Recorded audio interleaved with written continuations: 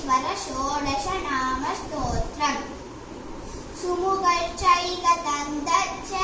कपिलो गजकर्णकः लम्बोदरश्च विगडो विघ्नराजो गणाधिपः धूम्रकेतुर्गणाध्यक्षो बालचन्द्रो गजाननः वक्रतुण्डः शूर्पकर्णो हेरम्बस्कन्दपूर्वजः षोडशैतानि नामानि यः पठेत् शृणुयादवि विद्यारम्भे विवाहे च प्रवेशे निर्गमे तदा सङ्ग्रामे सर्वकार्येषु विघ्नस्तस्य न जायते वागर्ताविव सम्पृक्तौ वागर्त प्रतिभक्तये जगदः पितरौ वन्दे पार्वती परमेश्वरौ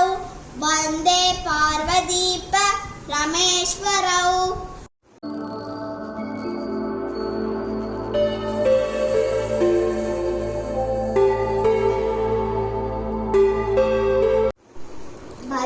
वज्रपाणिवन्दितं शूलपाणिनन्दनं दण्डपाणिपूर्वजं तन्दपाणिमाश्रये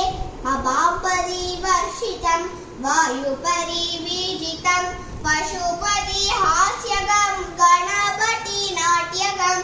आकुवागनं हास्यपूर्वजं विघ्ननायकं चिन्तयाम्यहम् विघ्ननायकं चिन्तयाम्यहं जय विघ्ननायकं चिन्तयाम्यहं जय जय विघ्ननायकं चिन्तयाम्यहं जय गणेश जय गणेश जय गणेश पाहि मां जय गणेश जय गणेश जय गणेश रक्ष मां जय गणेश जय गणेश जय गणेश पाहि मां